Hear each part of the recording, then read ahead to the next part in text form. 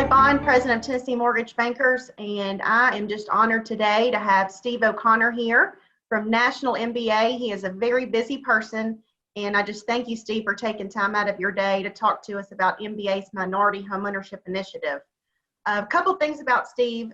Steve is the Senior Vice President for the Affordable Housing Initiatives for the Mortgage Bankers Association. He manages MBA's efforts to support the affordable housing policy and business objective of its members. He also leads the MBA's Consumer Affairs Advisory Council and serves on many, many boards. He previously worked in government affairs for the National Association of Realtors and Freddie Mac. So Steve, welcome. I'm excited to hear what you have to say, and I've looked through your deck, so I can't wait to learn a little bit about the homeownership initiatives. Great, Carly, thank you very much. And thank you for the opportunity to the Tennessee MBA in general for allowing me to have this opportunity to present to you. And what I'd like to do is engage in some dialogue. So I want to save ample time for Q&A. So just to put the minority homeownership into context. So last June of 2019, MBA launched its affordable housing initiatives. I'm a 24-year veteran of MBA, and I was asked to lead this. And the idea was to determine where MBA could be impactful on housing affordability, both in the homeownership arena and in rental. And during an extensive listening tour with our members and other stakeholders, one of the themes that kept coming up was the need to do something about the minority homeownership gap. And bear in mind, this is last year, pre-COVID, pre the challenges we're seeing in this current environment, which is only, I think, exacerbated the difficulties of minority home ownership. And so what I want to do is go through the particular aspect of our campaign focused on minority home ownership. And so this first slide is the result of something we did several years ago when we had a board level GSE reform task force, and we were looking at Fannie and Freddie in their role in the affordable housing ecosystem. And we constructed this continuum just to allow us to conceptually think about affordability. And if you look at the far left, you've got very low income, extremely low income people at 30 and 50% of AMI. These are folks that generally are in public housing or get deep subsidies. You go to the far right of the continuum, you have the fully private jumbo market where there isn't a need for government assistance of any real consequence. And then Fannie and Freddie generally play in the middle sphere. And that's where, when you're talking about home ownership, that's where the opportunity is, and trying to encourage mobility and opportunities for mobility along this continuum. So if people who are renters aspire to become homeowners, we can help them with that transition. So this continuum allows you just kind of help you think about how we look at this conceptually. So when we were looking at the challenges around affordable housing, they come in many different forms. And so clearly, housing supply constraints, and think of that as the lack of housing. We haven't kept pace with the need for new housing stock. We're over 3 million units short of where we should be just to keep pace with household formation. So there's an obvious deficit. It's particularly pronounced in high-cost housing markets, and it's causing upward pressure on prices. So we need to create more housing. Then we have the aging housing stock, and this is often an underappreciated aspect of affordable housing.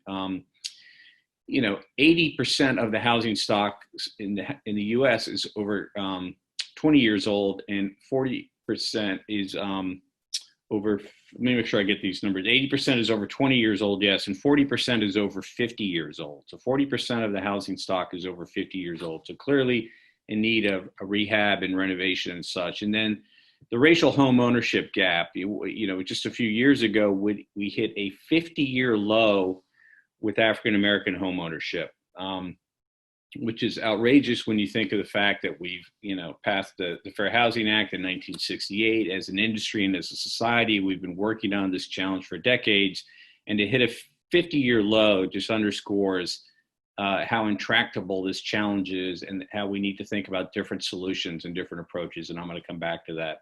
And then when we look at demographic trends, so the millennial generation, which is coming into prime home buying years right now, the most demographically diverse cohort in U.S. history, and the largest demographic cohort in U.S. history, 44% of millennials are minorities. And if you look at new household formation, MBA had projected between 2017 and 2025 that 70% of new households will be minority-headed households. And by the year 2045, which isn't that far off if you think about it, but the year 2045 will be a majority minority country. So if we don't start to deal with these issues around the racial home ownership gap with the evolving demographics, we're going to have a much smaller market, which isn't good for our industry. It's not good for society. And then, of course, there are the different challenges around urban needs, where you've got hypergentrification or disinvestment, and the rural housing needs, often dealing with a lack of amenities, access to amenities, and older housing stock. So those many challenges led us to think about some of the potential solutions, and how do you look at constructing programs and policy solutions to these challenges. And I'm not going to go into any of these in any detail. I'll just pick one and unpack it for a minute. The financing options to mortgage access. There are a lot of different pieces of that. Think about the challenges of student debt for millennials. Think about the challenges around thin credit files for a lot of minorities and millennials. Think about the challenges of smaller balance loans and how you try to make the economics work. So in any one of these spheres, I would suggest there are lots of different dimensions. And what it really underscores when we think about the challenges and how we might approach it is that there's no single solution to these challenges. At the end of the day, it's about constructing a solution set and experimenting and trying to find which combination works based on local market conditions and the capabilities of the partners in those markets. So just to kind of do a quick overview, these are some broad numbers from first quarter of 2020 from the Census Bureau.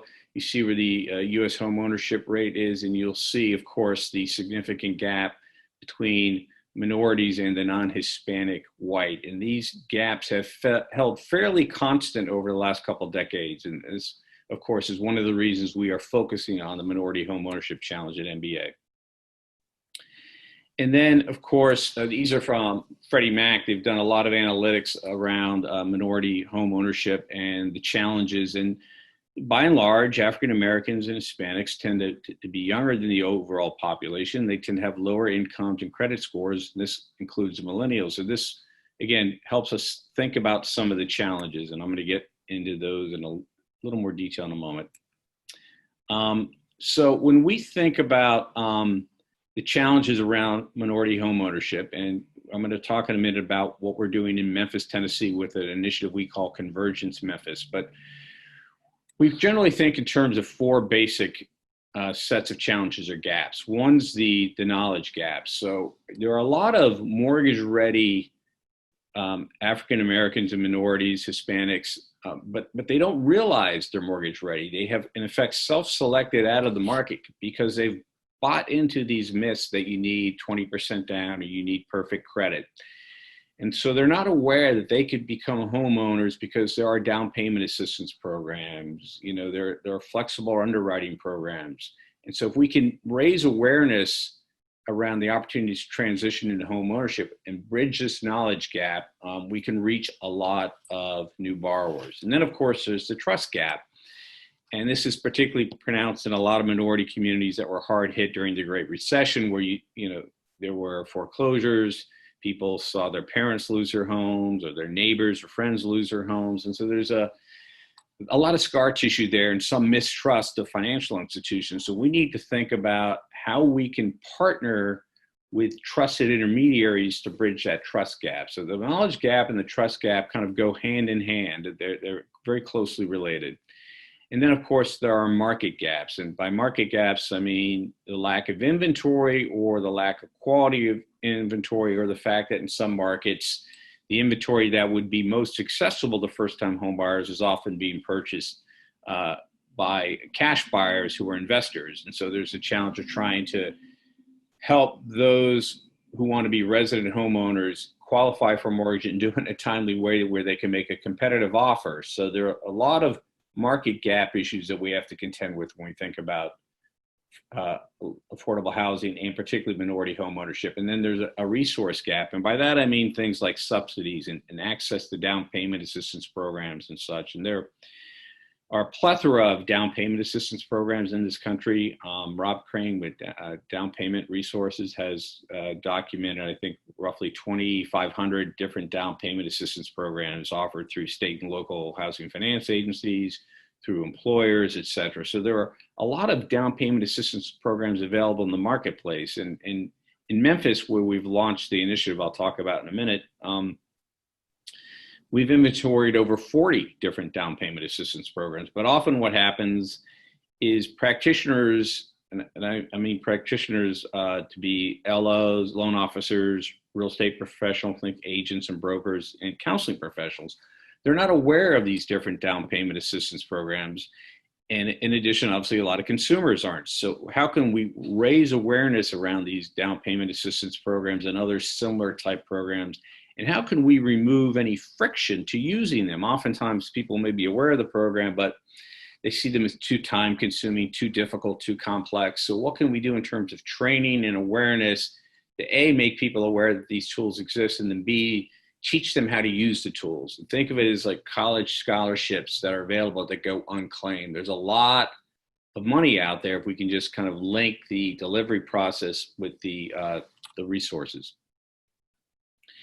And so I mentioned a moment ago about the number of mortgage-ready borrowers in the U.S., and these numbers come from Freddie Mac, and you'll see that there are 32 million mortgage-ready borrowers, but there's a substantial amount, 2.6 million, 20% of those who are African American. It's a very large number, 6.8 million, who are Hispanic, and an also large number of Asians who are mortgage ready. These are borrowers who, based on certain metrics that Freddie Mac uses to define mortgage ready, namely credit score, DTI, et cetera, who could become homeowners tomorrow if we could figure out how to reach them, bridging that information gap, that trust gap that I mentioned a moment ago.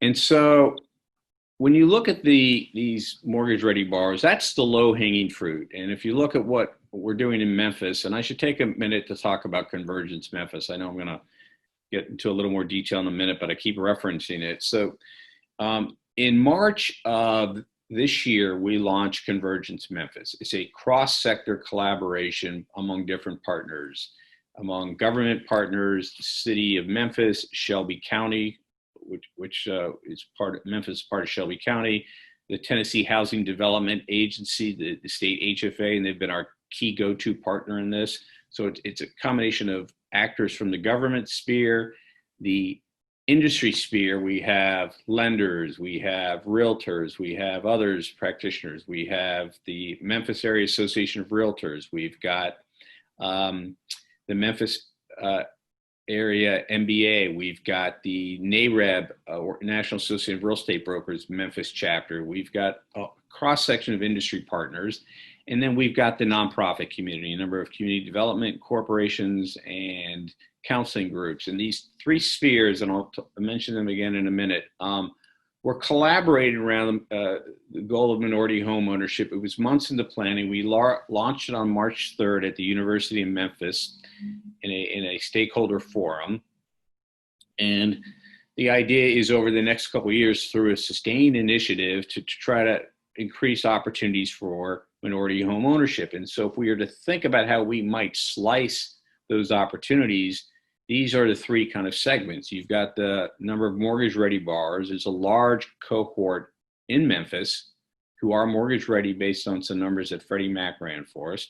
Then you've got a second cohort, which is what we call kind of clean, thin file borrowers who don't really have any derogatories of sort, but they haven't built up a robust enough credit history. So we want to work with them to get them in the pipeline. These are the folks who may not be ready for homeownership today, but with some counseling and education can be ready in the next 12 to 48 months. And that's a pipeline, a near-term pipeline. And then longer term, of course, a lot of what we're doing in Memphis is around financial empowerment and education so that we can build the infrastructure so that longer term people develop good financial habits and become aware of how to position themselves to become homeowners. And that's creating the longer term pipeline. But all three of these kind of work in concert.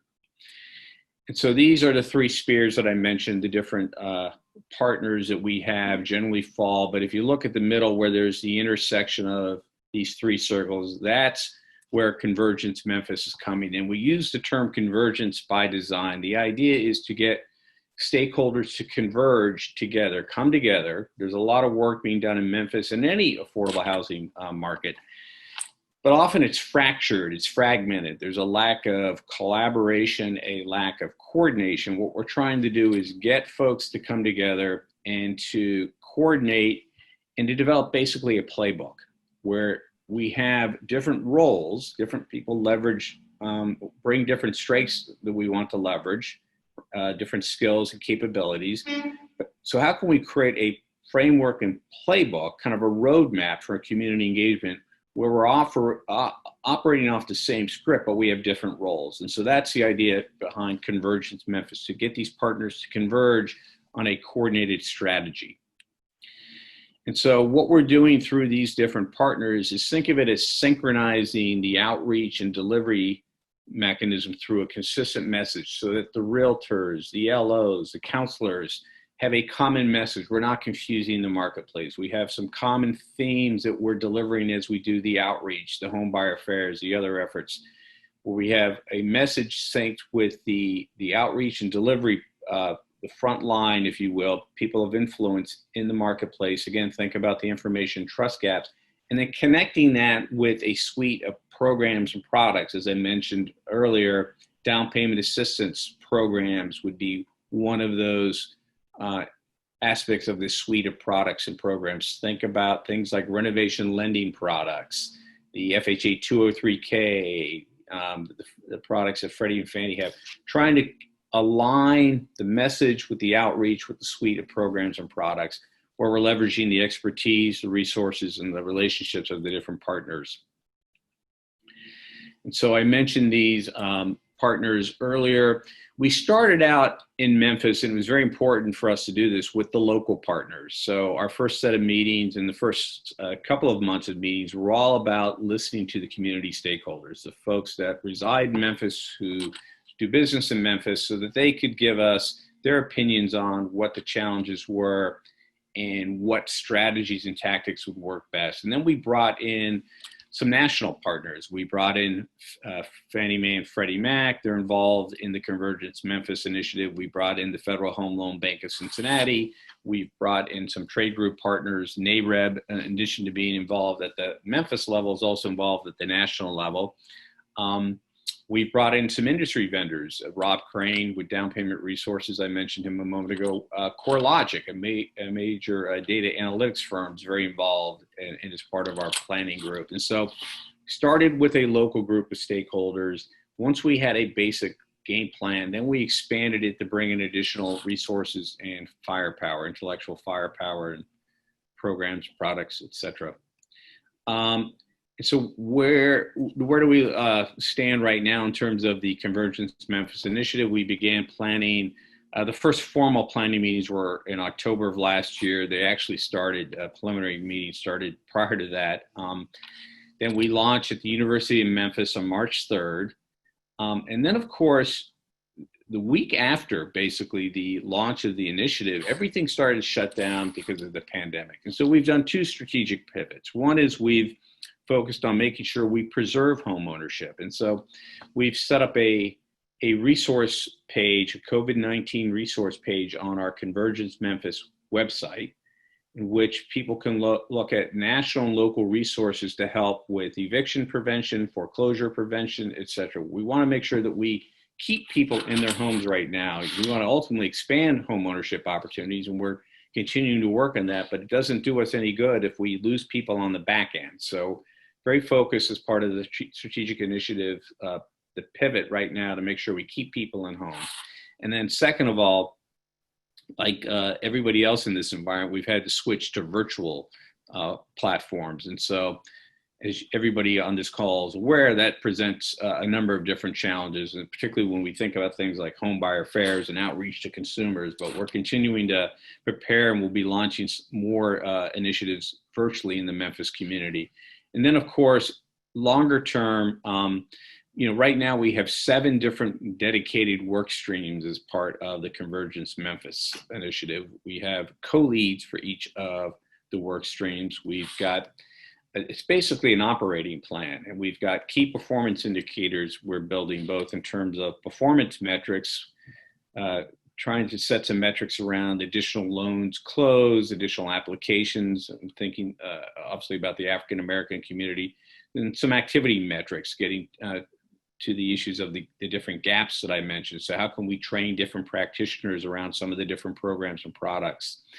How can we do home buyer fairs to raise awareness among mortgage-ready consumers? So a combination of metrics that we're constructing as part of the initiative so that we can track our progress over the coming years, recognizing, of course, that the challenges, I think, are going to be much greater because of COVID. We're all aware that the LMI community, the minority communities, are being hit hardest because of the pandemic. And so we need to double down. There's a greater sense of urgency here in terms of trying to provide assistance.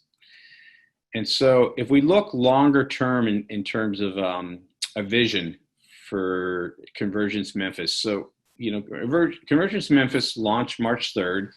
We're going to be looking at MBA to launch a number of these over the coming years. What we ultimately want to do with Convergence Memphis is get it to where it's a self-sustaining partnership, and where MBA transitions from being a catalyst where we help organize it and launch it to where we're a very engaged stakeholder, a very active stakeholder and partner, but where you've created a board and you've got executive leadership, you have an operating budget, and it becomes a self-sustaining effort going forward. And then MBA can then launch another initiative in 2021, and we're in the process of planning for a launch in Columbus. And so that would be Columbus, Ohio. That would be called Convergence Columbus.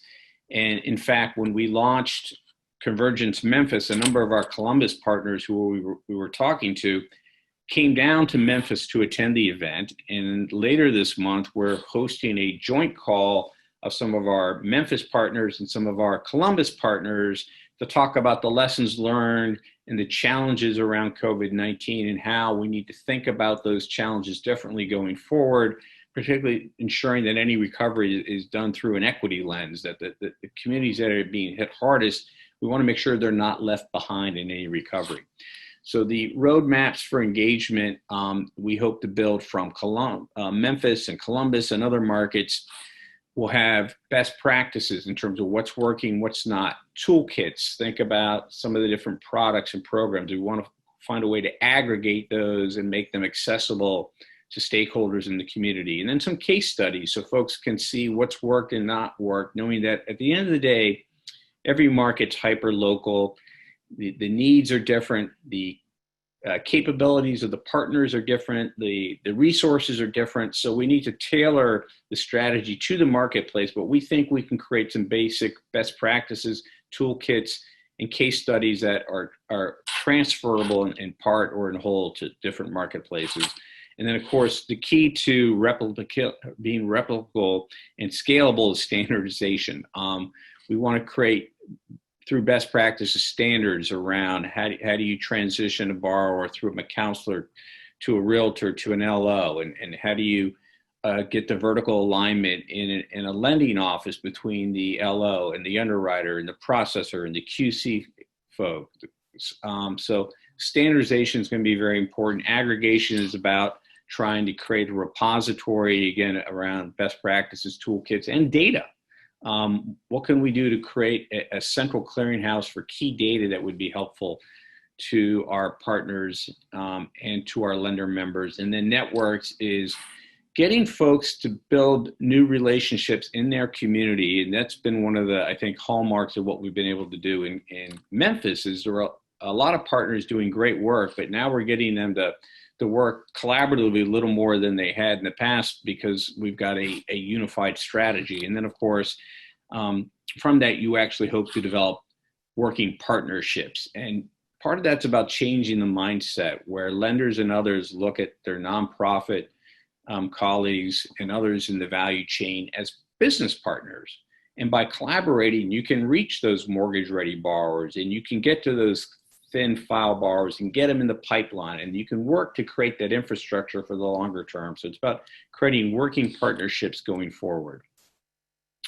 And so I covered a lot of ground, and I wanted to leave time for Q&A and folks to comment on any of the points I raised. I went through this rather quickly, but the goal was to talk about the broader affordable housing initiative we've launched, and then how minority homeownership is a key focus. And it's taken on, again, as I said, greater urgency because of the COVID-19 pandemic. The needs of the LMI minority communities were severe prior to the pandemic. They're going to be even more severe. And as an industry, we have an opportunity to step up and be leaders and work with others to help address those needs, and to position our industry to tap into this emerging marketplace over the coming decades. And so I'll stop there. And Carly, if you want to tee up any questions, or happy to take those. Thank you, Steve. Great presentation. As a reminder, if you have a question, if you'll go to the bottom of your screen and type it in the Q&A section, and we will get to your question. We do have some to start, Steve. So the first one, how can a company's diversity and inclusion efforts move the affordable housing efforts? Yeah, so that's a great question. I mean, diversity, getting back to the demographic trends that I mentioned earlier, 44% of millennials being culturally diverse, being minorities, and the fact that 70% of new households are going to be minority headed. Diversity is extremely important. And I think equally important is inclusion. So they go hand in hand, but you got to build a diverse workforce that mirrors the marketplace, right? Particularly on the front lines with the LOs and others who are interfacing with the consumers. You want folks in those frontline positions that look like the consumers are trying to market to. That gets to the information and particularly the trust gap.